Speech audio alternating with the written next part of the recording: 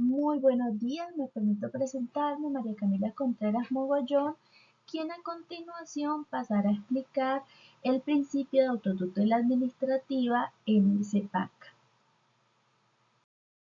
El principio de autotutela administrativa se refiere a la potestad jurídica exclusiva que tiene la administración pública para tomar decisiones y hacerlas cumplir por sí misma, sin la necesidad de acudir previamente a un juez. En otras palabras, la administración puede tutelar por sí misma sus propias situaciones jurídicas, incluso alterando el estado de las cosas existentes, sin recurrir a la tutela judicial a la cual los particulares normalmente deben acudir en busca de su defensa. Este principio viene o tiene su origen en el derecho administrativo español, lo cual implica que las autoridades pueden pronunciarse sobre asuntos de su competencia mediante actos administrativos unilaterales que se presumen legales antes de que intervenga la jurisdicción contencioso-administrativa. Continuando, la doctrina distingue dos formas básicas de autotutela administrativa.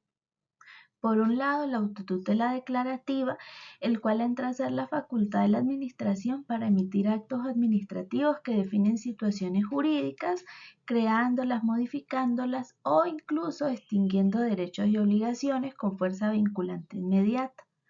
Estos actos gozan de presunción de legalidad y de obligatoriedad de cumplimiento necesario sin necesidad de obtener ninguna sentencia declarativa previa. Por ejemplo, la expedición de una licencia, una sanción administrativa o un acto que impone una obligación. Estas entran a ser expresiones de la autotutela declarativa. Por otro lado, la autotutela ejecutiva es la potestad de la administración de ejecutar forzosamente sus propias decisiones, suponiendo el paso al terreno de los hechos, facultando de esta manera a la autoridad para usar la coerción directa a fin de cumplir un acto administrativo sin la necesidad de recabar el apoyo de la fuerza judicial.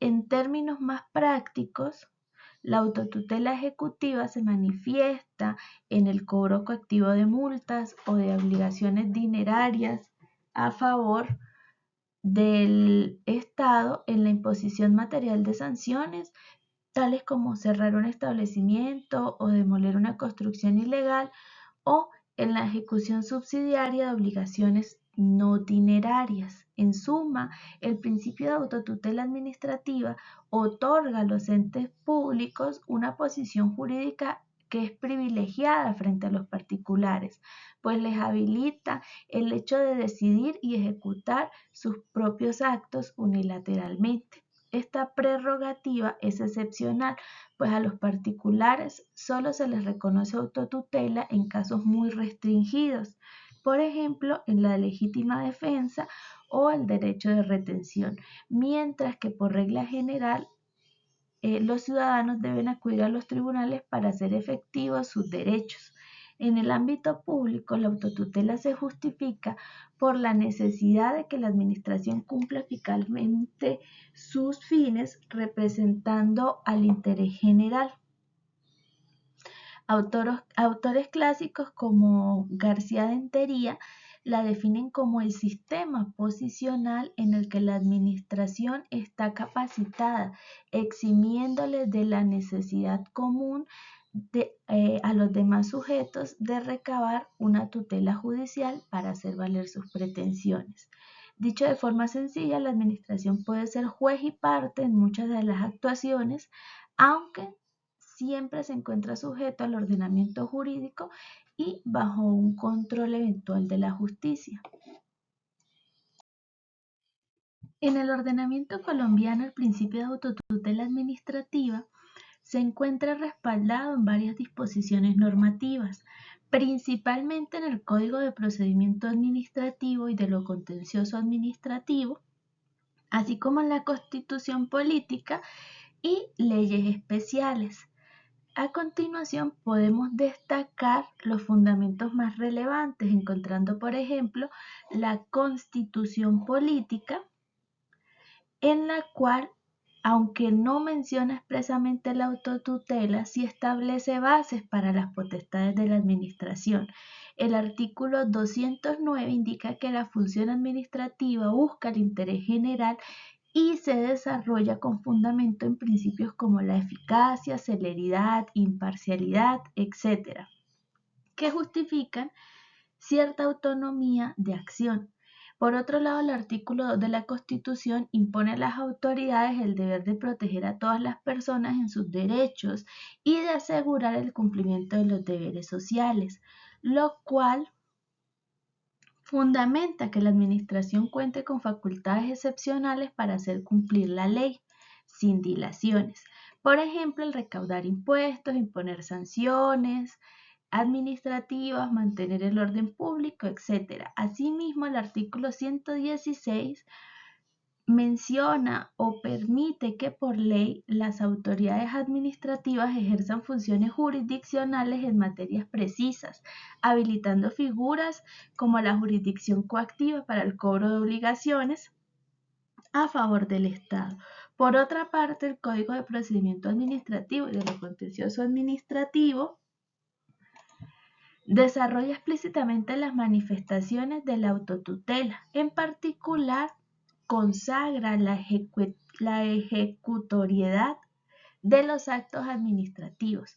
El artículo 89 dispone que, salvo disposición legal en contrario, los actos en firme sean suficientes para que las autoridades por sí mismas puedan ejecutarlos de inmediato, de modo que su ejecución material procederá sin mediación de otra autoridad. Esta norma consagra de forma expresa el núcleo de la autotutela. Una vez que el acto administrativo quedan firmes, es decir, agotados o precluidos los recursos administrativos que procedan, la administración puede dar cumplimiento forzoso directamente. En apoyo de ella, la misma disposición indica que la autoridad podrá solicitar el auxilio de la fuerza pública si es necesario para llevar a cabo la ejecución. Ahora, en la práctica, la autotutela administrativa se refleja en varios escenarios de la gestión pública. Por ejemplo, en el cobro coactivo de obligaciones, donde entidades como la DIAN expiden mandamientos de pago basados en actos administrativos, pudiendo embargar sin acudir ante un juez. También aparece la imposición de sanciones administrativas, pues la misma autoridad dicta el acto sancionatorio y entra a ejecutarlo. En materia de policía y orden público, alcaldes, inspectores y policía ejercen facultades autónomas para preservar la convivencia y garantizar el orden.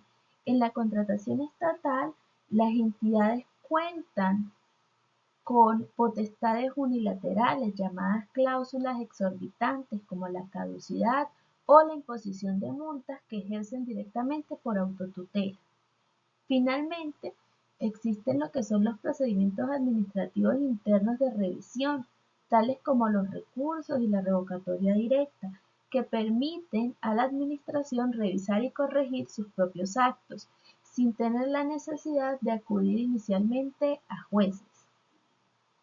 En conclusión, la doctrina reconoce el principio de autotutela administrativa como una piedra angular del derecho administrativo que permite a la función pública actuar con eficacia y cumplir su misión. Al mismo tiempo, esta enfatiza que dicha potestad no es absoluta, pues debe ejercerse bajo controles y valores superiores, el imperio de la ley, la razonabilidad y el respeto a los derechos individuales. El análisis doctrinal, al igual que la jurisprudencia, convergen en la idea de que la autotutela bien entendida es aquella que sirve al interés general sin sacrificar lo que son las garantías básicas de los gobernados, pues sólo así este principio entra a conservar su legitimidad en un Estado social de derecho.